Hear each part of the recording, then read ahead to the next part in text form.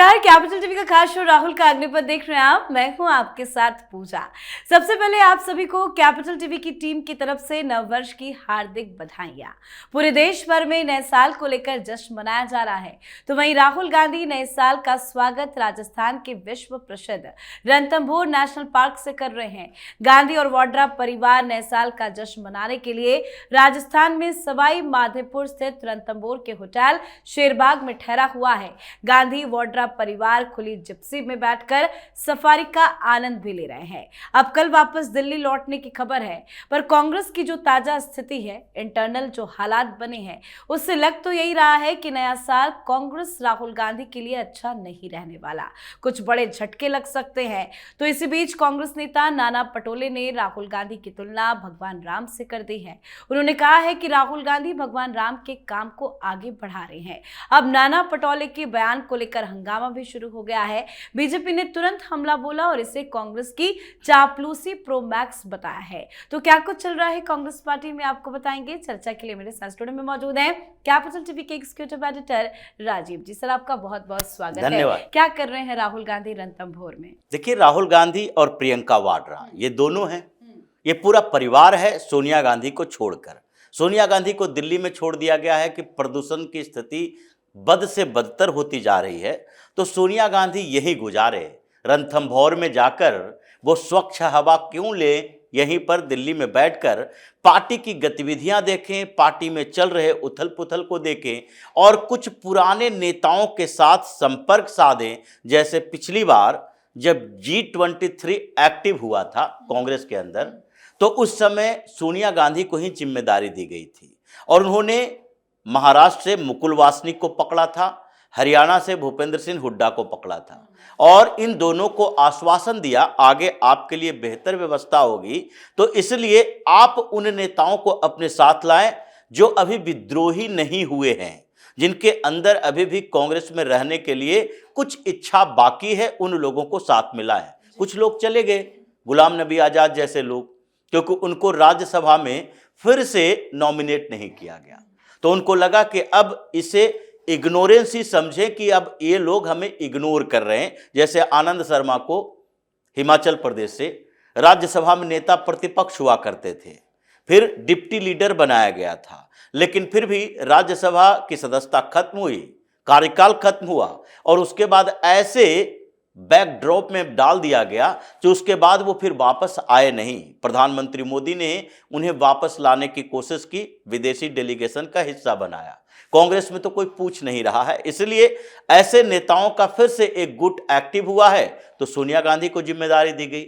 लेकिन वहां पर क्या चल रहा है, क्योंकि प्रियंका वाड्रा और राहुल गांधी, सवाल उनके ऊपर उठ रहे हैं कि क्या किसी भी दूसरी पॉलिटिकल पार्टी का जिसकी समस्याएं इतनी बड़ी है या फिर जो चुनाव में जाने वाला है, जिसके लिए कुछ चुनौतियां हैं, वो पार्टी, उनके कोई भी बड़े लीडर 3-4 दिन से छुट्टियां मनाने के लिए कहीं बाहर गए हुए हैं। बिल्कुल प्राइवेसी चाहिए, प्रियंका वाड्रा और राहुल गांधी दोनों को प्राइवेसी चाहिए। वो जो सुजान शेरबाग होटल है, लग्जरियस होटल है, 5 स्टार सुविधाएं हैं, 5 स्टार टेंट है वहां, विला है वहां, और उन्हीं जगहों पर प्राइवेट पार्टी चल रही है। किसकी? प्रियंका वाड्रा, राहुल गांधी और फिर उनके आगे आने वाले संबंधी जो होने वाले हैं, बेग परिवार का, क्योंकि रेहान वाड्रा भी वहां पहुंचा है, अबीबा बेग भी पहुंची है वहां पर। तो ये सारे लोग अपने प्राइवेट रिसोर्ट में प्राइवेसी दिखा रहे हैं, प्राइवेट पार्टियां कर रहे हैं और अंदर में क्या हो रहा है इसकी जानकारी तो नहीं है। लेकिन फिर जब टेंट से, स्वीट से बाहर निकलते हैं तो पता चलता है कि अलग अलग स्पॉट पर ये लोग जाकर बाघ देख रहे हैं, ये अलग अलग जंगल सफारी के लिए अलग अलग स्पॉट देख रहे हैं कि नहीं आज इस एरिया में जाएंगे, कल उस एरिया में जाएंगे। लेकिन इनको ये समझ नहीं आ रहा कि ये भारत है, हिंदुस्तान, ये अमेरिका नहीं है, जहां का राष्ट्रपति भी 10 दिन के लिए छुट्टी मनाने के लिए कोई आइलैंड पर चला जाता है। ये भारत है, यहां की संस्कृति, यहां की पॉलिटिकल कल्चर भी अलग है। कोई भी भारतीय जनता पार्टी का बड़ा नेता, चाहे मंत्री ही क्यों ना हो, कोई किसी ने भी इस न्यू ईयर के सेलिब्रेशन के लिए 3-4 दिन की छुट्टी ली है? क्या प्रधानमंत्री मोदी छुट्टी पर हैं? क्या अमित शाह छुट्टी लेकर कहीं घूमने चले गए? अपने परिवार के साथ भी 10 दिन बिताया हो, ऐसा तो कहीं दिखाई नहीं पड़ता। ये इस समय जब राहुल गांधी जा रहे हैं, रणथंभौर गए हुए थे, उस समय अमित शाह पश्चिम बंगाल, असम और अंडमान, ये 3-3 जगह का दौरा किए। उन्होंने पश्चिम बंगाल में जाकर टीम बनाई, बोला कि अब टीम वर्क करना है। अब ये मत समझो कि पहले ये दिलीप घोष अध्यक्ष हुआ करते थे, तो जब से प्रदेश अध्यक्ष की जिम्मेदारी उनसे ले ली गई, दिलीप घोष अब पूरी तरह से पार्टी की गतिविधियों में अपना समय नहीं देने लगे। तो इसलिए सबको इकट्ठा होना है। शुभेंदु अधिकारी को जिम्मेदारी दी गई है, तो इसका मतलब ये नहीं है कि भारतीय जनता पार्टी वाला मान ले कि शुभेंदु अधिकारी तो पहले टीएमसी में थे, कैसे जिम्मेदारी दे दी गई। ये उसी तरह की जिम्मेदारी है जैसे हिमंता विश्व शर्मा को दी गई थी असम के अंदर, और असम में जैसे हिमंता विश्व शर्मा ने सर्बानंद सोनोवाल को रिप्लेस किया अपनी मेहनत के बदौलत, उसी तरह से जो मेहनत करेगा, जिसके पास ये क्षमता होगी ममता बनर्जी को हराने की, उन्हें टीएमसी में ऐसी स्थिति पैदा हो जाए कि आगे चुनाव आने तक टीएमसी का मनोबल टूट जाए, जो ये क्षमता रखेगा उसको आगे लीड करने की जिम्मेदारी दी जाएगी। ये अमित शाह असम से लेकर पश्चिम बंगाल तक चुनावी राज्यों में तैयारी कर रहे हैं। राहुल गांधी इधर घूम रहे हैं, तो और फिर बाद में कहेंगे कि वोट चोरी हो गई। तो ये कांग्रेस के अंदर सवाल उठ रहा है कि क्या राहुल गांधी ये 15 दिनों से, लगभग 15 दिन से ज्यादा हो गया, 15 दिसंबर को जर्मनी गए, जर्मनी से वापस आने के बाद वो कहीं दिखाई नहीं पड़े सोशल मीडिया के अलावा। कुछ प्री शूटेड वीडियो उनके जारी किए गए। अचानक से वो CWC की बैठक में आए और वहां पर भी जो संगठन मजबूत होना चाहिए और बिखरता हुआ दिखाई पड़ा CWC की मीटिंग के बाद। और उसके बाद भी कोई पार्टी की दूसरी मीटिंग नहीं हुई, किसी दूसरे जगह पर संगठन बनाने के लिए नहीं गए, दौरा नहीं किया अभी तक। पश्चिम बंगाल एक बार नहीं गए, आसाम नहीं गए, तो सीधे उठकर वहां से अपने परिवार के साथ, जो भी इनका परिवार है, प्रियंका वाड्रा का परिवार ही इनका परिवार है, इन सबके साथ चल दिए रणथंभौर के लिए, राजस्थान में जाकर छुट्टियां मना रहे हैं। तो सवाल तो ये उठ रहा है, और ये जो वहां पर रिसोर्ट में जाकर ये सारे लोग नाइट पार्टी, डे पार्टी कर रहे हैं, उसकी जानकारी मीडिया में आ रही है कि वहां सुविधाएं क्या क्या है, वहां केजरीवाल के शीश महल की तरह कैसे बाथरूम बनाया गया है, किस तरीके से 7 स्टार लग्जरियस सुविधाएं वहां दी गई है। तो इन सवालों के कारण कांग्रेस के अंदर और विस्फोट है, और कांग्रेसी से जब ये सवाल पूछा जाता है तो इधर उधर भागते नजर आते हैं। इसीलिए इस साल तो राहुल गांधी, नेहरू गांधी परिवार और कांग्रेस, ये सब लोगों के लिए बड़े संघर्ष वाला दौर होगा।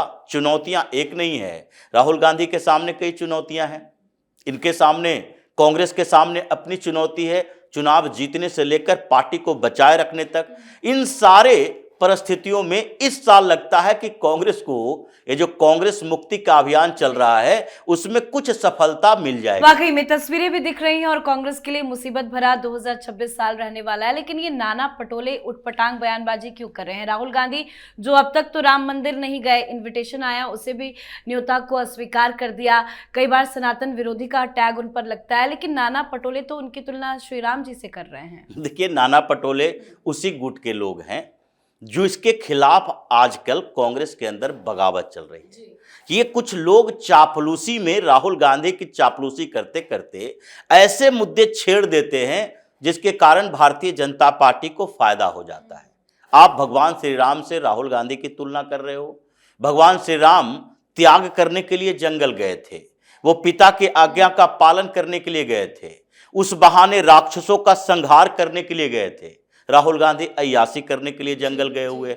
अब तुलना आप कर रहे हो कि नहीं, राहुल गांधी गरीबों, वंचितों, पीड़ितों के लिए लड़ रहे हैं। राहुल गांधी पीड़ितों के लिए लड़ रहे हैं, तो ये नेशनल हेराल्ड का 5,000 करोड़ रुपया ये दलितों, पीड़ितों को बांट दिया कि अपने जेब में इन लोगों ने रख लिया। ये अभी जो इनके खिलाफ इतने मुकदमे चल रहे हैं, क्या ये उन लोगों के कारण चल रहे हैं जो न्याय की लड़ाई लड़ रहे थे, या फिर अपनी गद्दी के लिए जो प्रधानमंत्री मोदी को, संघ को, भारत के खिलाफ, आर्मी के खिलाफ हर जगह पर ये जो बयान दिए उसके कारण चल रहा है? और अभी तो एक बड़ा मामला सामने आना बाकी है, क्योंकि उसमें भी अब एक्टिविटी तेज हो गई है। पिछले दिनों विघ्नेश शिशिर ने इनकी नागरिकता का मामला लेकर रायबरेली के कोर्ट में एक याचिका दायर की थी, उस पर 2 हियरिंग हुई। लेकिन हियरिंग जिस तरीके से हुई उसके बाद विघ्नेश शिशिर को लगा कि रायबरेली में यह मुकदमा निष्पक्ष तरीके से नहीं पूरा हो सकता, इसलिए उन्होंने इलाहाबाद हाईकोर्ट में याचिका दायर की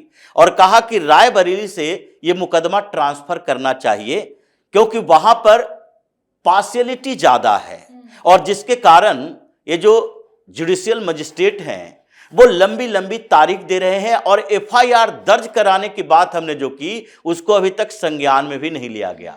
वहां पर कोर्ट रूम छोटा है, कियोस्क पैदा हो जाता है, राहुल गांधी को बुलाने की स्थिति आती है तो उससे पहले ही भीड़ इतनी बढ़ जाती है जिसके कारण मुकदमे की सुनवाई बाधित हो जाती है। और इलाहाबाद हाईकोर्ट ने कहा नहीं, ये याचिका को सही तरीके से देखा जाए और फिर रायबरेली कोर्ट को कहा मुकदमे से जुड़ी सारी जानकारी के साथ लखनऊ के पीठ में भेजा जाए। लखनऊ के एमपी एमएलए अदालत में अब इसकी सुनवाई होगी। नागरिकता वाले मामले में अब अमित शाह के पास भी इंफॉर्मेशन है क्योंकि विघ्नेश शिशिर ने ही यह बात कही है कि होम मिनिस्ट्री से हमारे पास जानकारी मिली, इंफॉर्मेशन आया कि नहीं, ब्रिटेन की सरकार से हमने जो डिमांड की थी उसमें कुछ दस्तावेज हमारे पास आए हैं, इसलिए राहुल गांधी पर सबसे बड़ी आफत यह आएगी। दूसरी बार नेशनल हेराल्ड वाला और फिर 27-28 मुकदमे जो चल रहे हैं, एक एक के ऊपर फैसला आएगा। इसलिए आजकल ये सीडब्ल्यूसी की मीटिंग में भी प्रोटेस्ट का एजेंडा लेकर चल रहे हैं कि आगे आपको सड़क पर ही रहना पड़ेगा क्योंकि राहुल गांधी के हर फैसले के बाद कांग्रेस का विरोध प्रदर्शन होगा। बिल्कुल सर, बहुत बहुत धन्यवाद सर समझाने के लिए। धन्यवाद। तो कांग्रेस की इंटरनल हालात बद से बदतर होती जा रही है। राज्य इकाइयों में बगावत के सुर, वरिष्ठ नेताओं की चुप्पी, युवा कार्यकर्ताओं में भी आक्रोश, निराशा और संगठन में नेतृत्व को लेकर खुला असंतोष। साथ ही राहुल गांधी कई मामलों में बुरे फंसे हैं। संकेत मिलने लगे हैं कि कांग्रेस में अब कुछ बड़ा बवाल होगा। कई बड़े नेता नए साल में कांग्रेस को अलविदा कह सकते हैं और वाड्रा गांधी परिवार पर भी संकट के बादल है। तो कांग्रेस के हालात पर आप भी अपनी राय कमेंट करके लिखिएगा। देखते रहिए कैपिटल टीवी। नमस्कार।